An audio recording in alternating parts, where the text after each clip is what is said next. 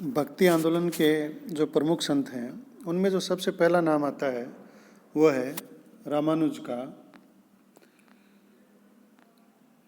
ये वैष्णव धर्म के अनुयायी थे और विशिष्टाद्वैत दर्शन के प्रणेता थे। सगुण ईश्वर में विश्वास करते थे। ये प्रथम संत थे जो ज्ञान के स्थान पर भक्ति को मुक्ति का साधन मानते थे। इनका जन्म तमिलनाडु में हुआ। रामानुज ने अपने गुरु यादव प्रकाश के कांची में वेदांत की शिक्षा ग्रहण की। इस तरह से इन्होंने जो दक्षिण भारत है उसमें भक्ति आंदोलन का प्रचार प्रसार किया और ये प्रथम संत थे जिसने ये बताया कि ज्ञान के स्थान पर भक्ति से भी मुक्ति का प्राप्त की जाती है। दूसरे जो संत हैं वो है निम्बार्क। ये रामानुज के समकालीन थे। इन्होंने द्वैताद्वैत दर्शन का प्रचलन किया। इन्होंने राधा कृष्ण की भक्ति की व मथुरा के पास ब्रज में अपना आश्रम स्थापित किया। तीसरे जो संत हैं वो है माधवाचार्य।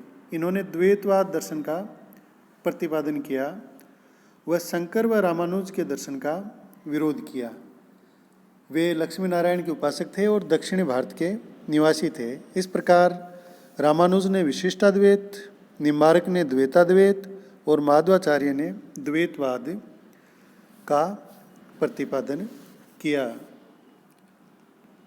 रामानंद, इन्होंने दक्षिण से उत्तरी भारत में भक्ति का प्रसार कर सेतु का काम किया। यानी जो ये आंदोलन शुरू में दक्षिण भारत में उस समय शुरू हुआ उसको दक्षिण भारत से उत्तर भारत में लाने का काम रामानंद द्वारा किया गया। वे उत्तरी भारत के पहले महान भक्ति आंदोलन के संत थे तथा रामानुज के ये शिष्य थे, परंतु इन्होंने विष्णु के स्थान पर राम की भक्ति की। रामानंद ने शैव एवं वैष्णव धर्म में समन्वय स्थापित किया। यानी दोनों के अंदर जो समन्वय की बात है वो की। इनका जन्म इलाहाबाद में ब्राह्मण परिवार में हुआ था। इन्होंने संस्कृत के स्थान पर हिंदी में उपदेश दिए जिससे आंदोलन की लोकप्रियता बढ़ी, क्योंकि जो हिंदी है वो सब लोग समझ लेते थे जबकि संस्कृत सारे लोगों की समझ से बाहर थी। उन्होंने सभी वर्णों को उपदेश दिए। यानी जैसे अपन पहले वीडियो में ये चर्चा कर चुके हैं कि भक्ति आंदोलन के जो संत थे उन्होंने जाति प्रथा या जो जाति पाति का विभेद था उससे दूर रखने का लोगों को प्रयास किया। सभी जातियों को समान मानते थे और इनके 12 शिष्य थे। इन 12 शिष्यों में विभिन्न जातियों के थे, जैसे रैदास, कबीर, धन्ना, पीपा, सगना, सजन जो कसाई था, सेन जो नाई था। इस प्रकार हर जाति के लोग इनके शिष्य थे। तो इन्होंने ये बताया कि मोक्ष प्राप्ति के लिए कोई जाति है वो बाधा नहीं है और कोई भी व्यक्ति भक्ति के माध्यम से मोक्ष की प्राप्ति कर सकता है। तो रामानंद मुख्य संत थे 15वीं सदी के और जिन्होंने जो भक्ति परंपरा थी उसको उत्तर भारत में शुरू किया। इनके जो 12 शिष्य थे इन्होंने फिर पूरे उत्तर भारत के अंदर इस भक्ति आंदोलन को प्रचारित और प्रसारित किया। कबीर का जन्म 1425 ईस्वी में हुआ। कबीर ने नीरू व नीमा नामक जुला दंपति ने वाराणसी में लहर तारा के तालाब के पास से पाया। यानी इनके जो माता पिता थे उन्होंने इनको छोड़ दिया था और वहीं से ये जुला दंपति था जो इनको लेके आया।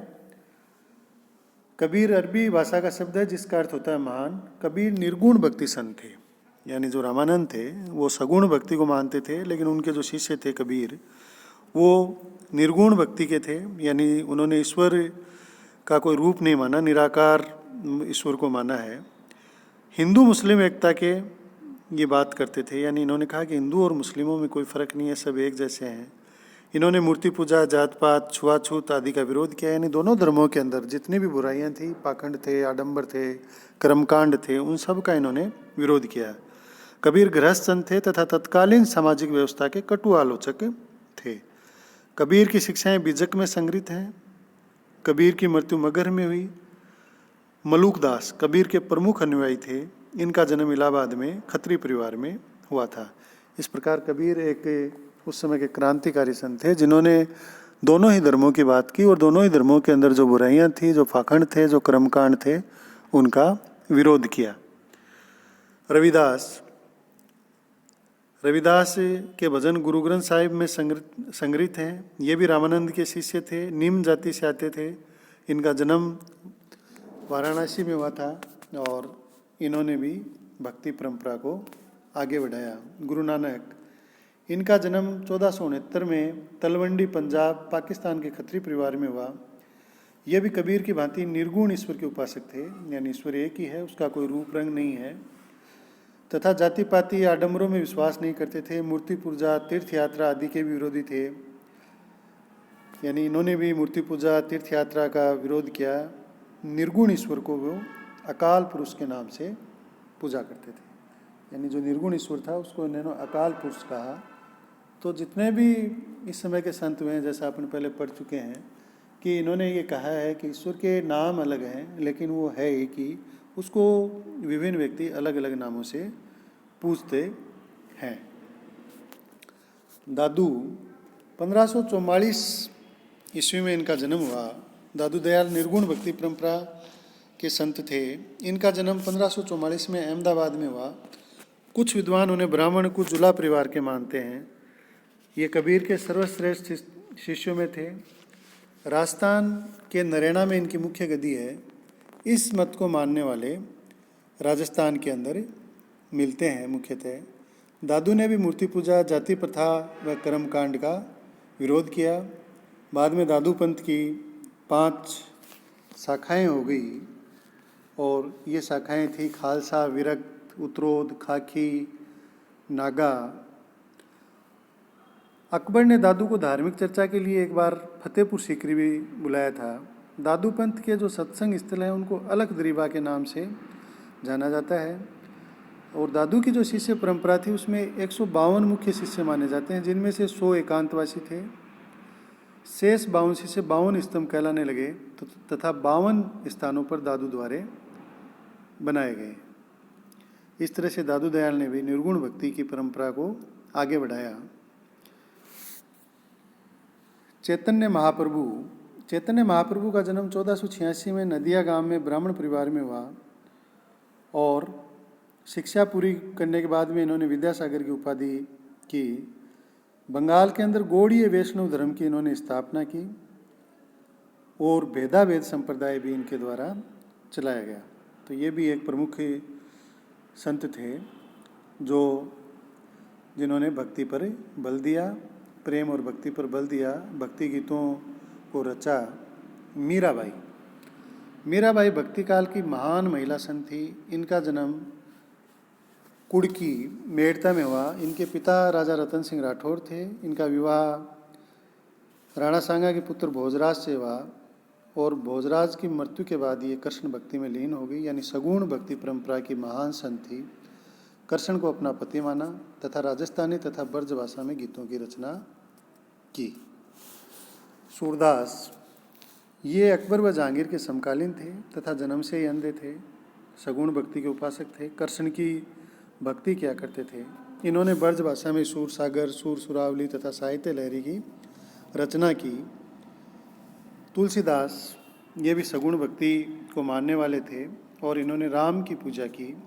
अवधी भाषा में रामचरितमानस की रचना की। इसके अलावा इन्होंने बहुत से ग्रंथों की रचना की, जिनमें दोहावली, गीतावली, कवितावली, विनय पत्रिका, वैराग्य संदीपनी, बरवे रामायण इनकी प्रसिद्ध रचनाएं हैं। तुलसीदास अकबर के समकालीन थे। इन संतों के अलावा बल्बाचार्य जो कि कृष्णदेव राय के समकक्ष थे, इन्होंने वैष्णव संप्रदाय की स्थापना की, यानी ये भी सगुण भक्ति के उपासक थे और ये कृष्ण भगवान की श्रीनाथ जी के नाम से पूजा करते थे तथा मूर्ति पूजा पर बल देते थे। औरंगजेब के समय श्रीनाथ जी की मूर्ति को उदयपुर पहुंचा दिया और आज नाथ द्वारा में वो मूर्ति प्रतिष्ठापित है। इस प्रकार से इस समय अनेक भक्ति संत हुए जिन्होंने भक्ति परंपरा को आगे बढ़ाया। दोनों ही प्रकार के भक्ति संत थे, जिनमें कुछ सगुण भक्ति, कुछ निर्गुण भक्ति, यानी कुछ ऐसे भक्त थे जो ईश्वर के किसी रूप की पूजा करते थे। इनमें मुख्यतः राम और कृष्ण की पूजा होती थी। और कुछ संत ऐसे थे जिनमें कबीर और नानक थे, जिन्होंने निर्गुण जो भक्ति की परंपरा थी उसको आगे बढ़ाया।